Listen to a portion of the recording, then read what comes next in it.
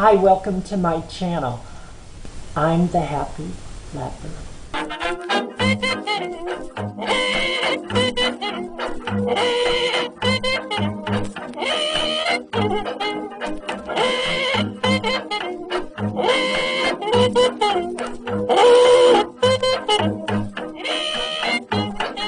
Hi my lovelies, I am Jamie here at the Happy Flapper. I do have a love for historical clothing. I especially love the 1920s. I also love Edwardian era. And everybody's making Edwardian things and it's lovely, and I'm making things along with them. But I'm going to show you 1920s. Since this is my premiere first video, I wanted something easy for all of us because not everybody is an expert sewer, and sometimes we want historical things that are easier to make. And this is a step towards getting better at your sewing and achieving other things. And I also have lots of ideas for future videos too that you might be interested in. I'm pretty much self-taught. It doesn't make me better or doesn't make me any worse. I just worked hard at learning how to sew. Probably had more years to practice too.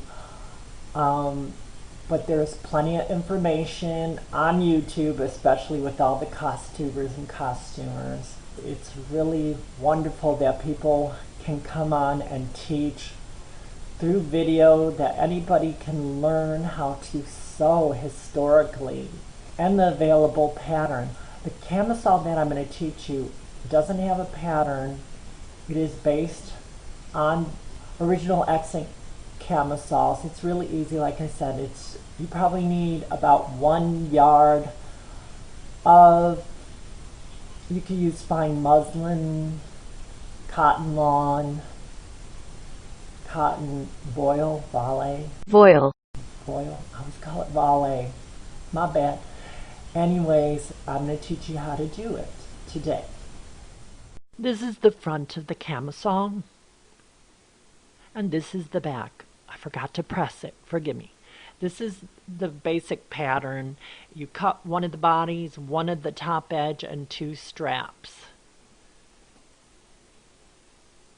First, lay out your fabric. You only need about a yard at the very most, I would think. Measure above your bust, all the way around. From the top of the camisole to below your waist, and half the size of the strap. Double that'll be the size of your strap. Cut the body part of the blouse.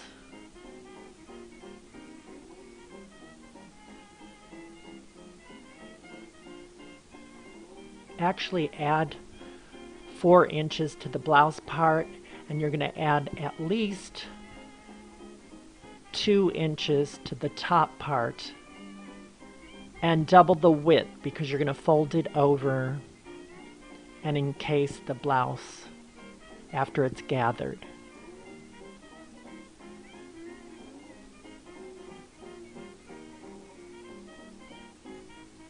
Then you're going to cut 2 strips. I did mine about 3 inches wide, so there's room to fold over twice and sew the seams, and so it doesn't fray in the wash.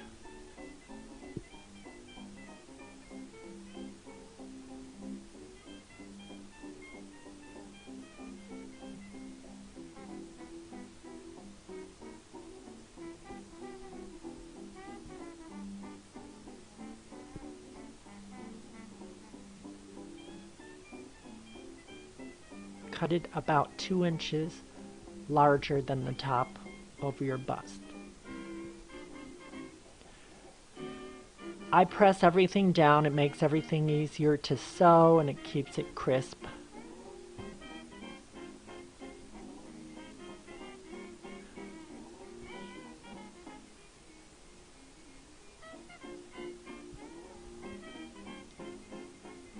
I'm sewing the bottom edge of the camisole.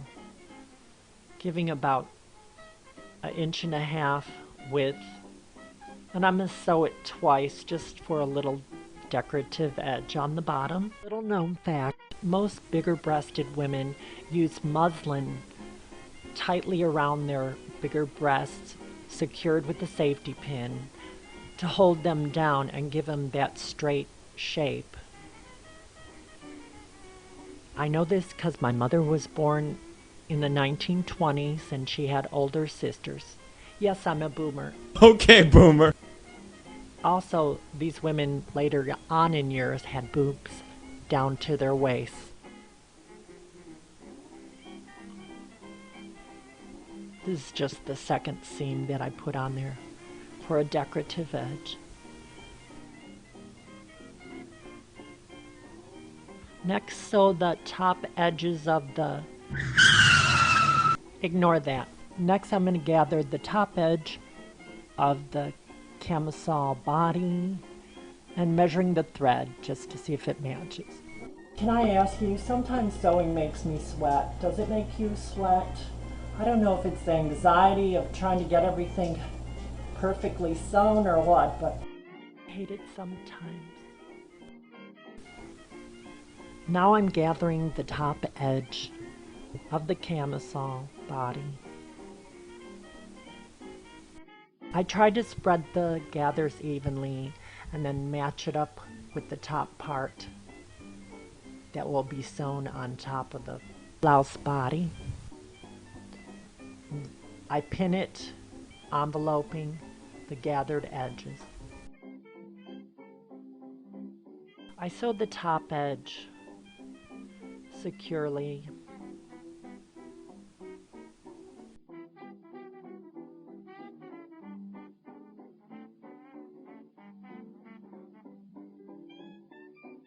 Then I sewed the back seam twice over to make it nice and strong, so I don't have to do felled seams.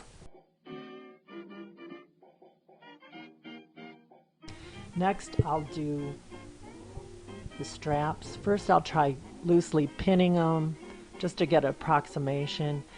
Then I say, you know what? It's a lot easier on the mannequin.